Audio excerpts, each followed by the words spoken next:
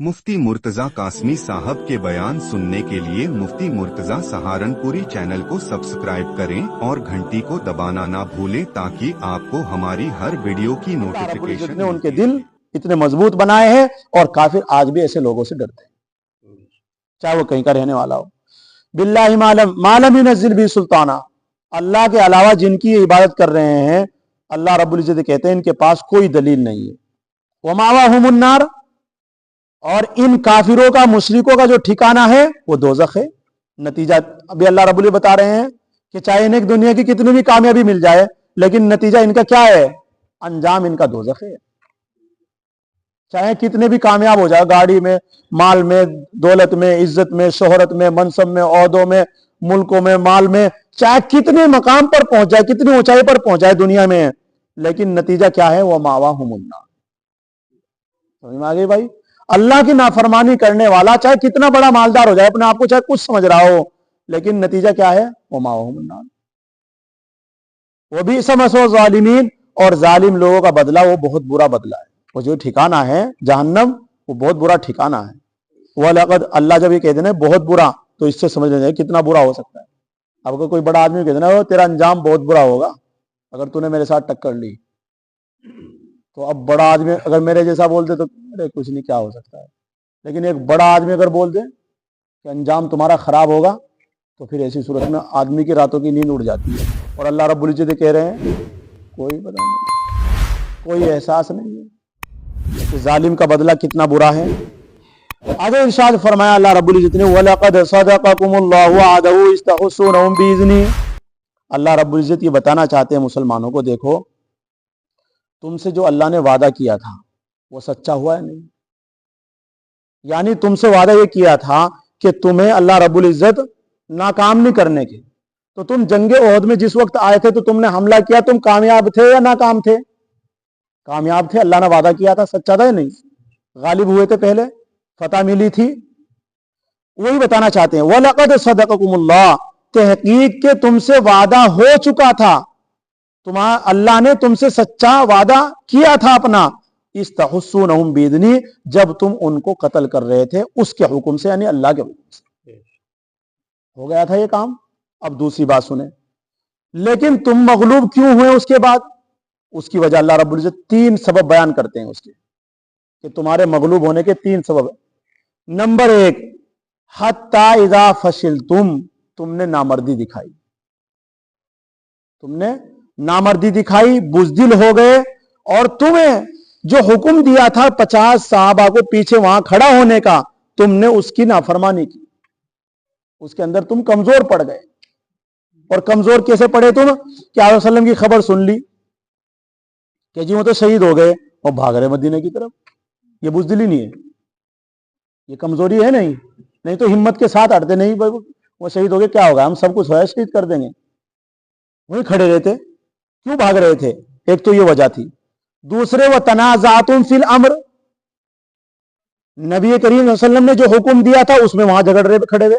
कुछ कह रहे थे यहीं रहो, कुछ कह रहे थे नहीं जा रहे हैं, कुछ कह रहे थे यहीं रहो, कुछ कह रहे जा रहे हैं। एक ये वजह।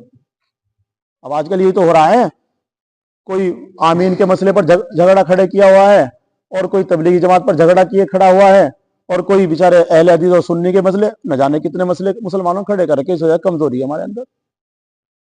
नहीं भाई, वो उसे गलत कह रहा है, उसे गलत कह रहा है, वो उसे गलत कह रहा है। हर एक फिरका अपने आप को ये समझ रहा है कि मैं ही ना, हर एक फिरका अपने तरीके पर नाजा है, खुश हो रहा कि मैं भी सही हूं और मैं भी सही हूं और मैं भी सही हूं। सारी दुनिया के अंदर देख लीजिए आप जितने फिरके हैं, लेकिन सही कौन है? आप वसल्लम ने बात तो बता दी थी, ये तो हुक्म देकर चले गए थे, जो मेरे और मेरे सहाबा के नक्शे कदम पर जिंदगी गुजारेगा वो सही है। तो इसलिए अब कोई झूठे मेहंदी लेकर, दावा लेकर खड़ा हुआ है, अब उसके मानने वाले उसी सच्चा कह रहे हैं। देखो उन्होंने भी एक पार्टी अभी तैयार कर ली, 5-4 सालों में उन्होंने अपनी पार्टी तैयार कर ली।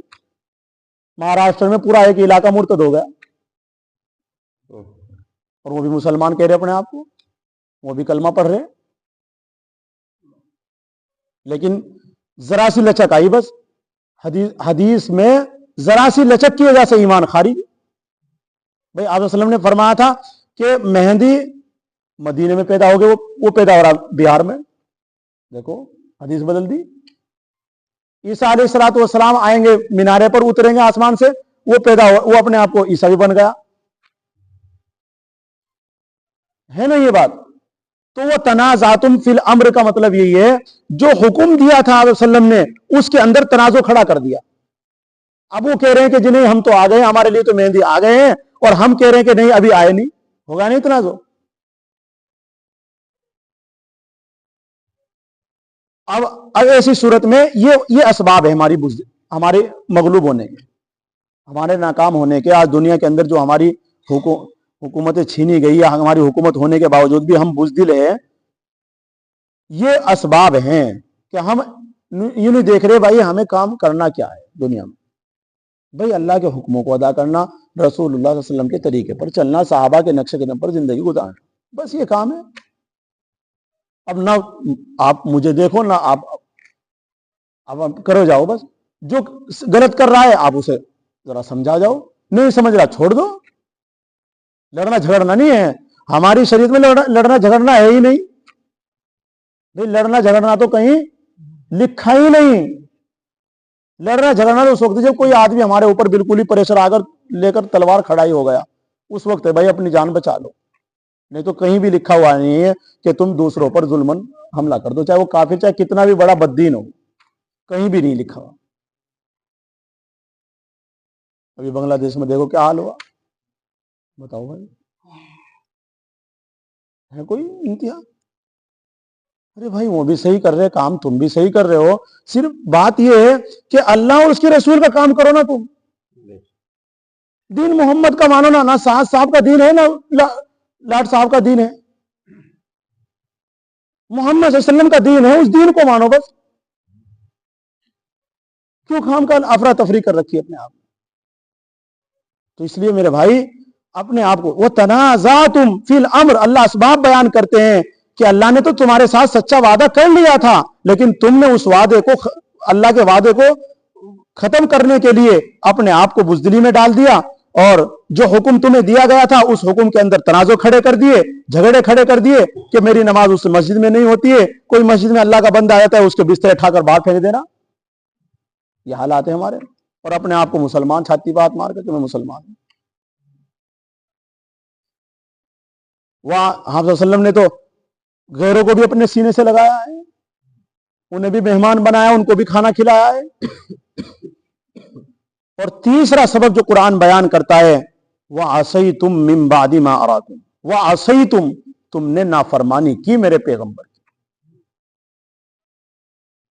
ये नाफरमानी की तुमने पैगंबर की। अगर तुम उस नाफरमानी को ना करते, उनकी क्या मजाल थी कि तुम्हारे ऊपर हमला कर देते, क्योंकि अल्लाह ने तो वादा सच्चा तुम्हारे साथ कर रखा था। अब तुमने खुद उस वादे को खत्म किया है। मिन बादी मा अराकुम मा तुहिब्बून, अल्लाह कहते हैं बाद उसके कि तुम्हें दिखा दी गई थी, तुम्हें दिखला दिया था वो जिसकी तुम तमन्ना कर रहे थे। यानी जिस तमन्ना में, जिस आरजू में तुम मदीने को छोड़कर जंगे ओहद में यहां इस खुले मैदान में आए थे, अल्लाह क्या तमन्ना थी? हमें फतह मिलेगी, हम जीतेंगे, अल्लाह हमें जिताएगा। तो ये तो अल्लाह ने तुम्हें दिखा दी थी, दिखाई थी नहीं, दिखा दी थी।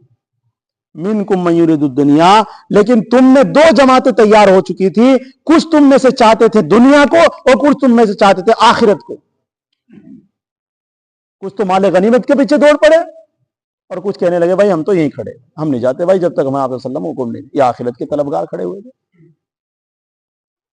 और वो माले गनीमत की तरफ चल पड़े थे।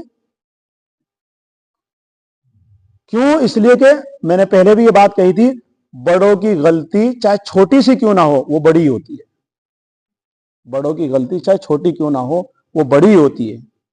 इसलिए सहाबा अल्लाह रब्बुल इज्जत सहाबा का वो दिल बनाना चाहते थे कि तुम्हें तो इस तरफ बिल्कुल होना ही नहीं चाहिए तुम्हारा ज़हन। अगरचे वो सहाबा जो 50 खड़े हुए थे पहाड़ के पीछे, उनका माली गनीमत में हिस्सा इतना ही था जितना उनका था जो वहां लड़ रहे थे, कम नहीं था, इतना ही हिस्सा था। तो अगर वो वहां खड़े रहते तब भी इतना ही मिलता, और वहां से आगे चले गए تب بھی ان کو اتنا ہی ملا, فالتو نہیں ملے تھا, کیونکہ یہ مذہب اسلام ہے. یہ تو جو شریک, اب جس طریقے سے ہم کہتے ہیں بھائی, اب جو کچھ ساتھی ہم گشت کے لیے کرتے ہیں نا گشت, اب کچھ ساتھی یہاں بیٹھے دعا کر رہے ہیں, کچھ ساتھی یہاں بات کر رہے ہیں, کچھ استقبال میں کھڑے ہیں, کچھ باہر گئے ہوئے ہیں. تو جتنے باہر گئے ہوئے ہیں اسی طریقے جتنا حصہ ان کو ثواب ملے گا اتنا ہی اندر بیٹھنے والوں کو ملے گا.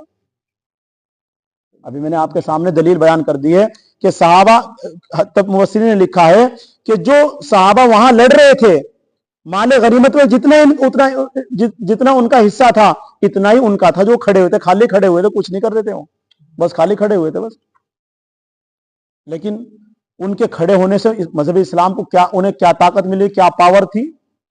اب جو مسجد میں بیٹھا ہوا دعا کر رہا ہے, باہر جانے والی جماعت کے لیے کتنی پاور اس کو مل رہی ہے بھائی. تو یہ بات سمجھنی چاہیے, اللہ ہم سب کو سمجھ عطا فرمائے. اس لیے فرمایا منکم من یرید, اس لیے دین کا کام کرنے والوں کے لیے اللہ رب العزت بتانا یہ چاہتے ہیں کہ تم جو ہے تمہیں دنیا کی طرف تمہاری توجہ نہیں ہونی چاہیے. اللہ مجھے بھی بچائے اس چیز سے, آپ لوگوں کو بچائے اس چیز سے. جو لوگ بھی دنیا کی طرف جھکے ہیں بس اللہ رب العزت, جب آپ پہلے ہی کیا کہا تھا, جو دنیا کی طرف چلیں گے دنیا دے دیں گے اللہ اسے, آخرت میں کچھ نہیں ہے اس کا. اور جو آخرت کی طرف جھکے گا اللہ اس کو دنیا دیں گے.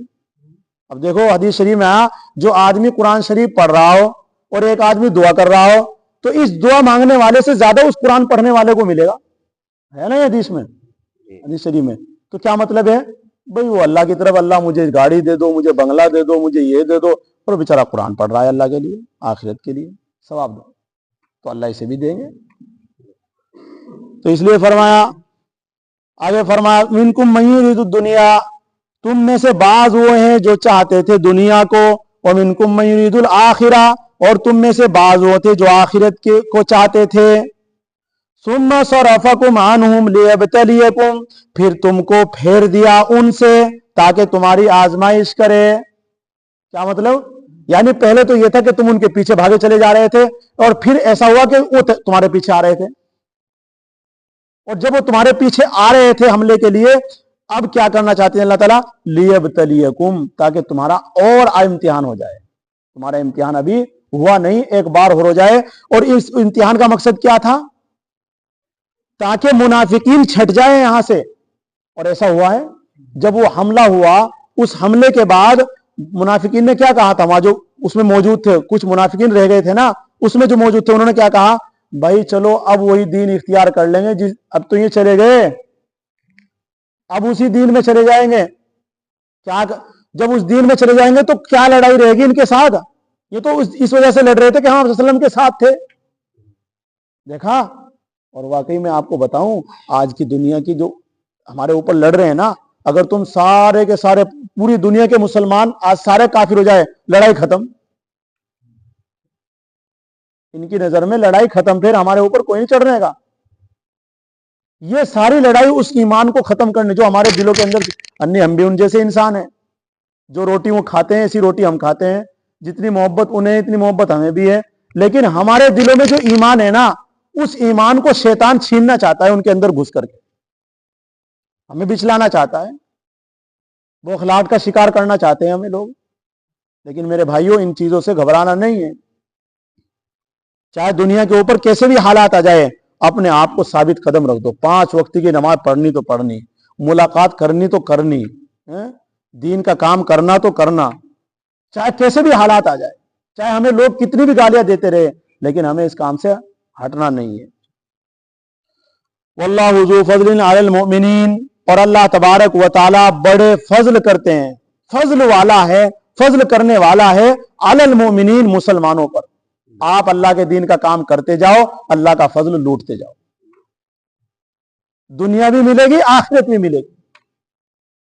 اور ملی ہے. آج لوگ 5-5 لاکھ روپے کے خرچے پہ جا رہے ہیں, اللہ کے راستے میں کیوں جا رہے ہیں, انہیں اللہ نے اتنا دے رہا اور دے رہا ہے آگے.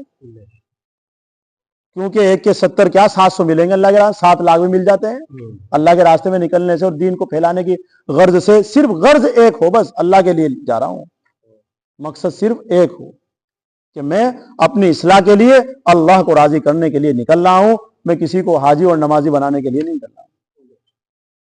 ہمیں تو اپنی بول کو پھینکنا ہے، واپس ہمارے اوپر آنی ہے۔ پھر جو ہم بات بولیں گے اس بات سے ہمیں دوسروں کو سمجھے یا نہ سمجھے خود سمجھنا ہے۔ اللہ ہم سب کو سمجھ عطا فرمائے۔ اللہ تبارک و تعالیٰ اس تفسیر سے ہمارے ایمان کو مضبوطی عطا فرمائے، اعمال میں مضبوطی عطا فرمائے، آپ صلی اللہ علیہ وسلم کی اطاعت اور فرمانبرداری اللہ ہم سب کو مکمل طریقے سے عطا فرمائے۔ اللہ رب العزت کے حکموں پر ہم سب کو ثابت قدمی نصیب فرمائے۔ یہ جو حالات ہے اللہ ان حالات کو ہمارے طرف سے اللہ ان کا بدلہ عطا فرمائے، اور اللہ رب العزت کافر مشرک جو آج مسلمانوں کے اوپر حملہ بول رہے ہیں، اللہ رب العزت ان کے دلوں میں رعب ڈال دے اور ہم سب کو ہمت طاقت عطا فرمائے۔ سبحان اللہ و بحمدہ۔